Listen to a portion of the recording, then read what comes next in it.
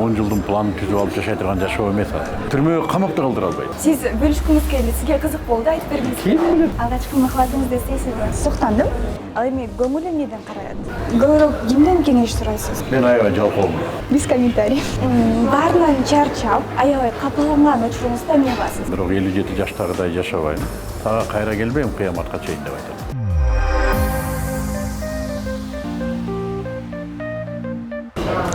Интернет айдыңында кайда караба Муктубек Арстанбек агайдын бизнес тренингтери, курстары көзгө урунат. Агайды делик баары тааныйт.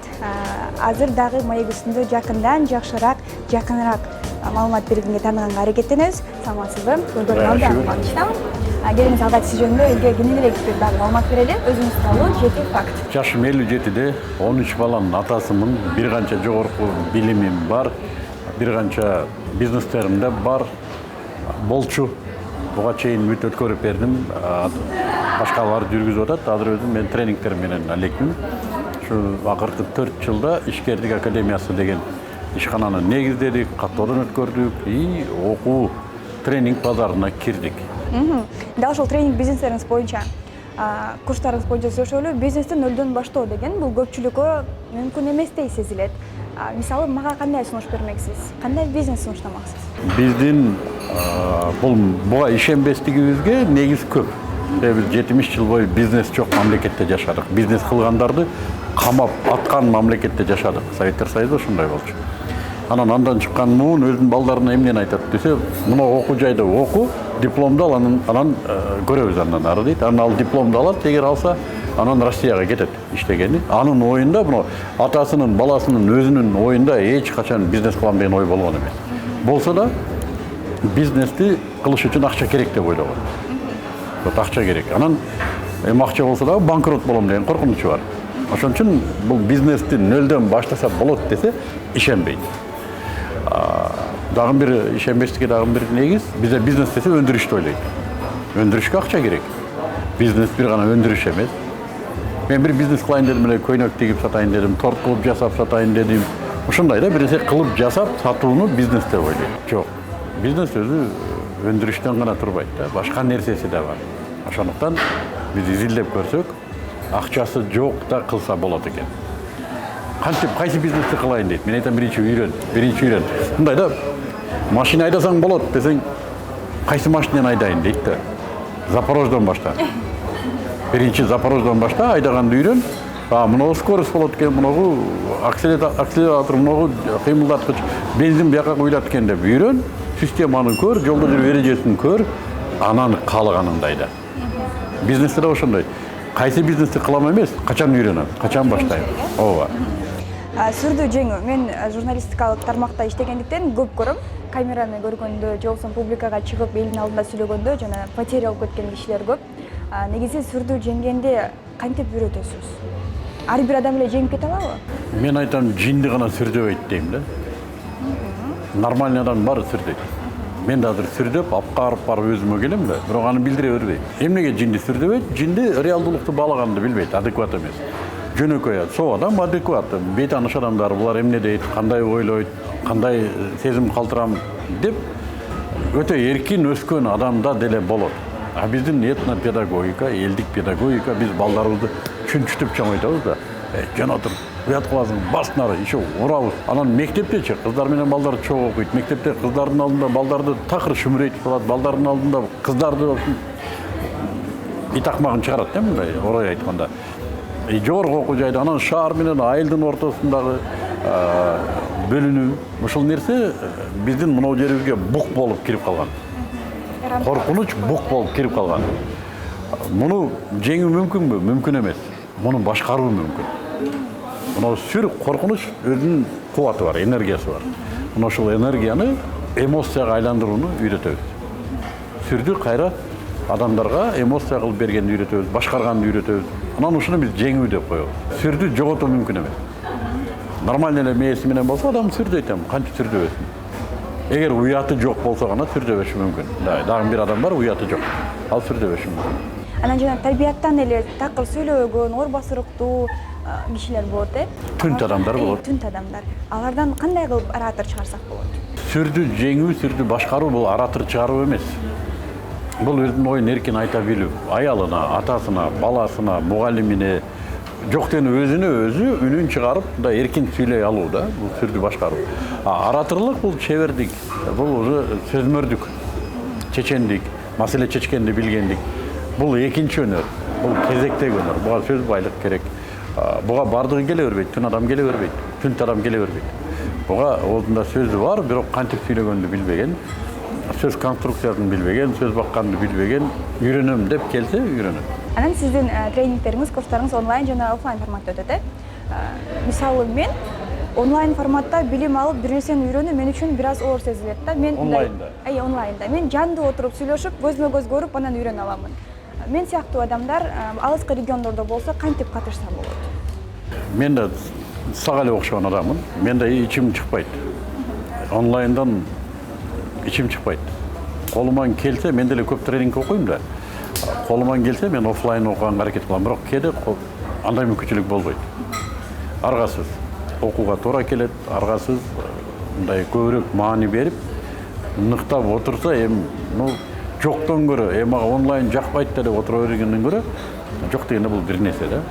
Хотя кээ бирлер онлайндан үйрөнүү эбин пайда кылып алса, онлайн деле жаман эмес экен. Мен акыркы кезде биздин тренингтердин аргасыздан эле агай бара албай атабыз, ошо бизге жардам бериңиз дегенден эле чыгарганбыз да. Бирок акыркы кезде биз ушул тренингтерибизде натыйжаны көрө баштадык. Онлайндан натыйжа болот экен. Кээ бир натыйжаларды мен аябай таң калам, офлайндан да күчтүү натыйжаларды бергендер бар.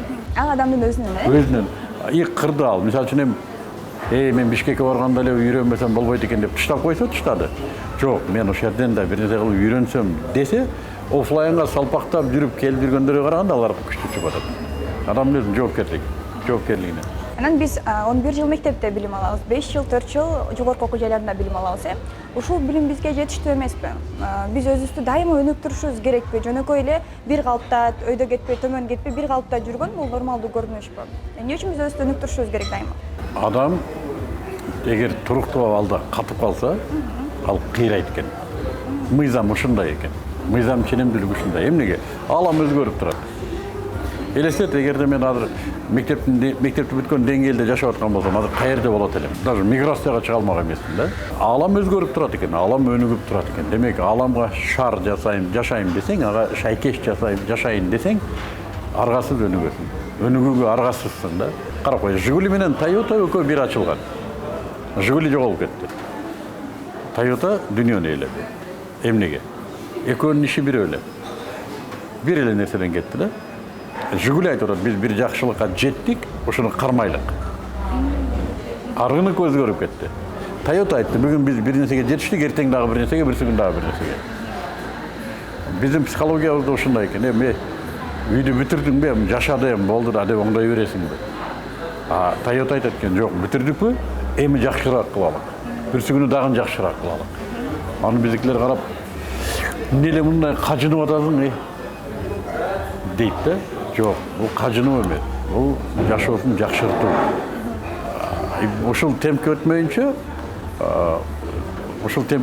жашоонун шаарына ыкташа албайт экен.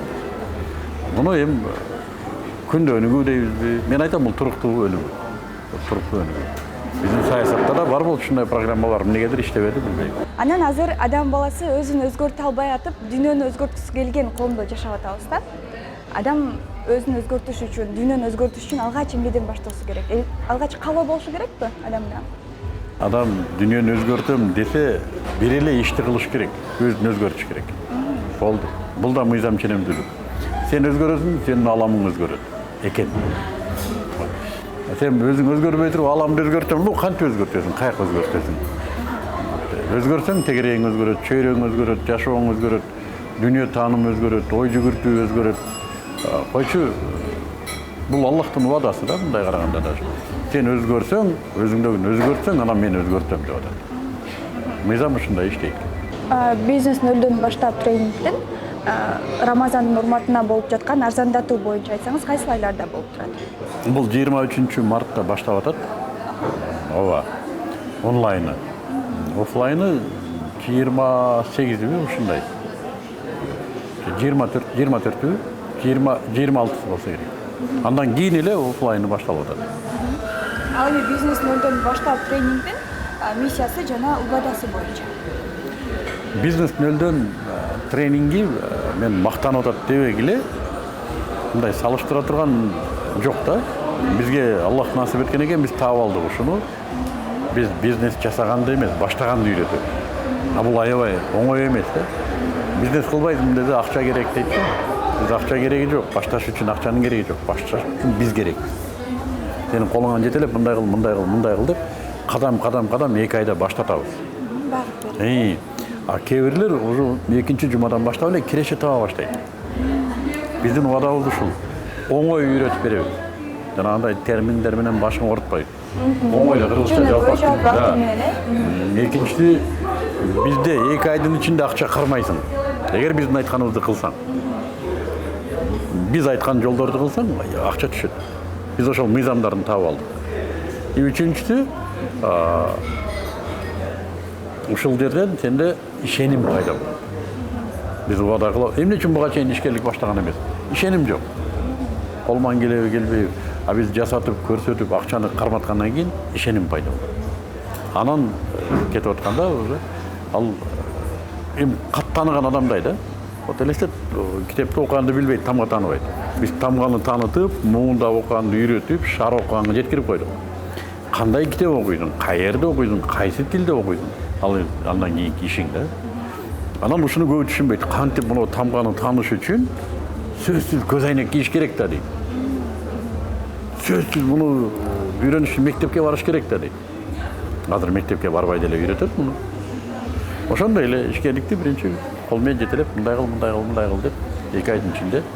Кээ-бирлер бар, чоң кирешеге чыгып алат. 2 айдын ичинде чоң кирешеге чыгып кеткендер бар. Алар тамырын кармап алгандар. Дароо эле түшүнгөндөр. Анан эми биздин дагы бир убадабыз бар. 2 айдын ичинде 5 бизнес менен кетет деп атат. 1 эмес, 5. Мындайлар да бар. Негизи ар бир иштин башталыш этап эң оор этап, Демек сиз ошол эң оор этаптан өткөрүп коесуз, андан ары алып кетүү өздөрүнүн. Биз азыр тамашалап айтабыз да, сени атаң, апаң, чоң атаң, чоң энең, таятаң, таянең, жети атаң, жети бугаң чогулуп келсе да ишкерлик баштата албайт. Себеби башталыш аябай оор. А биз баштатабыз. Ушуну таап алдык. Чоң рахмат, маанилүү, маңыздуу, пайдалуу маегиңиз үчүн. Алдыдагы иштериңизге ийгилик каалайбыз. Сага да чоң рахмат.